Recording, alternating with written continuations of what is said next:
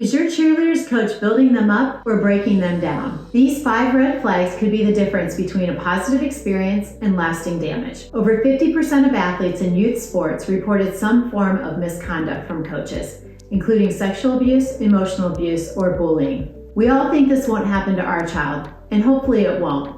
But there are things that you need to be aware of when selecting a coach for your athlete. As a mom, you want your cheerleader to thrive in an environment that's supportive and safe. But what if their coach is secretly creating a toxic atmosphere that could harm their confidence and well-being? In this video, we'll cover the 5 toxic coach red flags every mom must know. From selecting the right training facility to staying vigilant as the athlete-coach relationship evolves, it's crucial to know what to look for. By recognizing these red flags, you can help protect your child's mental and physical health while ensuring they have a positive and enriching experience in the sport. Now let's jump into the 5 toxic traits to watch out for in a coach. These behaviors may not always be obvious at first, but recognizing them early could make all the difference in protecting your cheerleader's confidence, health, and overall happiness in the sport. The first one is one we already referred to, an emotionally abusive coach. Emotional abuse in youth sports is more common than many parents realize. In fact, studies show that about 45% of youth athletes experience some form of emotional abuse from their coach or other authority figures during their sports careers. This can include yelling, name-calling, belittling, or unrealistic expectations. Emotional abuse might not leave visible scars, but it can severely damage a child's self-esteem, cause anxiety, and lead to burnout. When evaluating a coach, it's important to be aware of traits and behaviors that may put your athlete at risk for abuse. One red flag is excessive control or micromanagement, where the coach tries to dictate every aspect of an athlete's life, including diet, personal time, or relationships. This overreach can create a manipulative environment that makes the athlete feel they must comply to stay on the team or succeed. Another warning sign is if the coach discourages parent involvement or attempts to isolate the athlete from family and friends. Abusers often seek to become the primary influence in an athlete's life, which can make the athlete more vulnerable to manipulation. Coaches who engage in verbal or emotional manipulation, such as using guilt, shame, or fear to control an athlete, are signs of an emotionally abusive coach. Phrases like, "You owe me for your success," or "You'll never make it without me," signal unhealthy power dynamics. A coach with an excessive focus on winning, who prioritizes competition over the athlete's well-being, may push athletes or ignore injuries or train beyond their limits, creating a toxic environment. To protect your child, pay attention to how the coach communicates with the athletes. If a coach is constantly negative, pushes children too hard, or makes athletes feel like failures when they don't perform perfectly, these are all signs of a toxic environment. Always encourage open conversations with your child about how they feel during practice and competitions. Emotional abuse can be subtle, so maintaining open communication is key to recognizing when something might be wrong. The second red flag to look out for: a sexually abusive coach. According to the U.S. Center for Safe Sport, sexual abuse by coaches in youth sports is a significant issue, with around 1 in 6 athletes reporting some form of sexual misconduct during their athletic careers. The risk is notably higher for girls, with studies showing that up to 30% of female athletes have experienced sexual abuse by a coach or authority figure.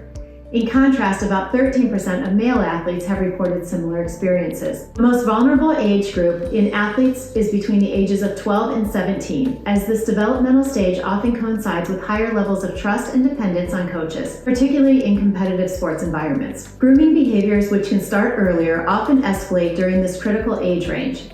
These statistics emphasize the importance of creating safe, transparent, and well-monitored training environments to protect young athletes from risk. When selecting a coaching facility, it's crucial to look for measures that reduce the risk of inappropriate coach-athlete relationships. A facility committed to athlete safety should have surveillance cameras installed in all practice areas, ensuring transparency and providing a way to monitor interactions. Another important safeguard is conducting thorough background checks on all staff members to ensure they have no history of misconduct. Additionally, a facility should offer a confidential hotline or reporting system, allowing athletes or parents to report any suspicious behavior or misconduct without fear of retaliation. The facility should also enforce strict policies that prohibit private, in-person, or online communications between coaches and athletes. All communication should be professional, transparent, and ideally conducted in group settings or through official channels that parents can monitor. Furthermore, there should be clear protocols in place for travel, including policies that prevent coaches from being alone with athletes, whether in transportation, lodging, or other settings. A facility that prioritizes these safety measures demonstrates its commitment to creating creating a healthy, respectful environment where inappropriate relationships are less likely to occur. Parents should remain vigilant for certain traits in a coach that could indicate grooming behaviors aimed at establishing an inappropriate relationship with their child. One thing to look out for when identifying a potentially abusive coach is one that gives excessive personal attention to the child, such as offering special privileges, gifts, or praise that goes beyond normal encouragement. This type of favoritism can create a sense of emotional attachment. Another warning sign is if a coach seeks to spend one-on-one time with the child in unsupervised settings, such as private lessons, travel arrangements,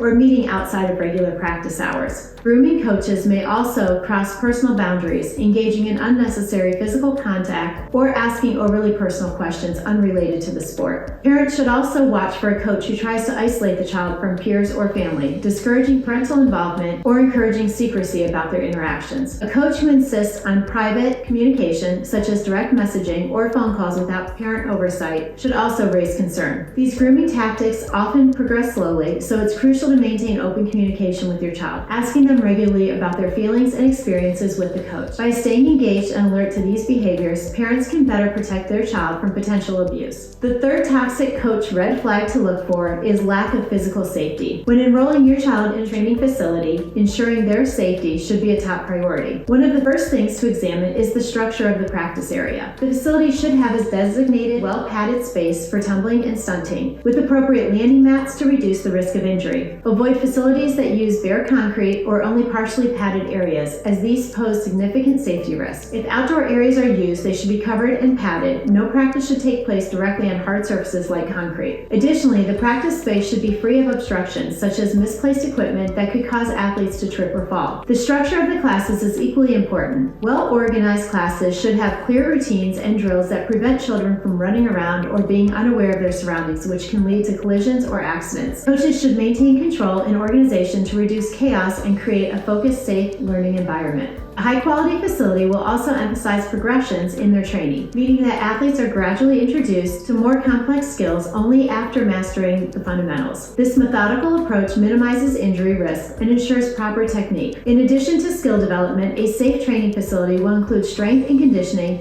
as a key part of their program. Cheerleading is physically demanding, and proper conditioning helps athletes build the strength, flexibility, and endurance necessary to safely perform stunts and tumbling. It's also vital that the facility employs credentialed coaches who are knowledgeable about progressions and how to teach them effectively. These coaches should be CPR and first aid certified, ensuring they are prepared to handle any emergencies that may arise. Furthermore, having a coach who prioritizes progressions over a win-at-all-cost attitude is crucial. A coach who values progressions ensures that athletes master foundational skills before advancing, which significantly reduces the risk of injury. In contrast, a win-at-all-cost approach may push athletes to attempt complex skills before they are ready, risking their safety for short-term competitive success. By choosing a facility that emphasizes safety through its practice space, structured classes, progressions, and conditioning, and by ensuring that coaches are credentialed and certified, you can help ensure your child's cheerleading experience is both positive and secure. The fourth toxic coach red flag to look for is the narcissistic coach that's heart is not in the game. Empathy is a really important quality for coaches in youth sports. It means a coach tries to understand how the athlete feels. When coaches show empathy, it helps kids feel safe and understood. This makes them enjoy sports more and wants to keep playing. Studies have found that kids with empathetic coaches have more fun and feel better about themselves. You can spot an empathetic coach by looking for certain behaviors. They really listen to the kids and care about their feelings. These coaches are patient, celebrate effort, not just winning,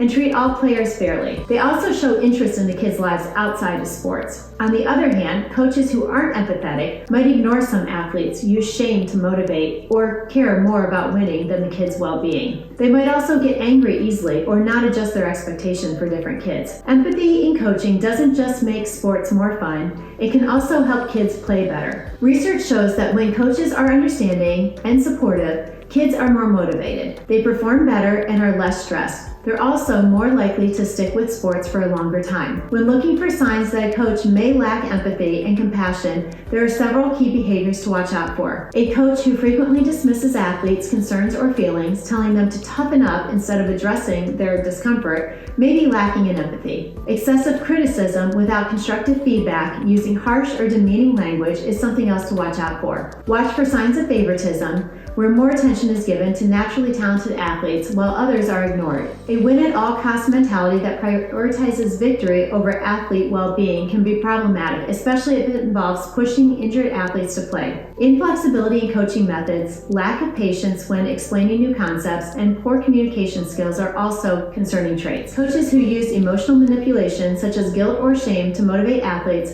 may not have their best interests at heart. Be wary of those who disregard individual needs, show no interest in athletes' lives outside of sports, or display authoritarian behavior that doesn't allow for athlete input. Physical intimidation, inconsistent behavior, and mood swings that affect how athletes are treated are serious concerns. It is important to remember that a coach displaying several of these traits consistently may not be creating the positive, supportive environment necessary for youth sports. Parents should observe coaches over time and in various situations to get a complete picture of their coaching style and approach to working with young athletes. The last toxic coach red flag to look for is an unorganized, unstable coach. Connecting your youth athlete with a coach who is organized, consistent, and stable is crucial for their sports experience and personal development. These qualities create a structured learning environment, provide predictability and security, and offer positive role modeling. Organized coaches maximize practice time, leading to more efficient skill acquisition, while consistency and stability reduces stress and support long-term athlete development. When evaluating a coach's life situation, look for several key traits. A professional demeanor, including punctuality and clear communication, is essential. Consistent behavior demonstrated by steady emotions and fair application of rules creates a reliable environment. Strong organizational skills, evident in detailed schedules and clear season plans, indicate a coach's ability to manage the team effectively. Pay attention to signs of a healthy work-life balance, such as appropriate boundaries and energy during sessions. A coach who maintains a healthy lifestyle, continues to learn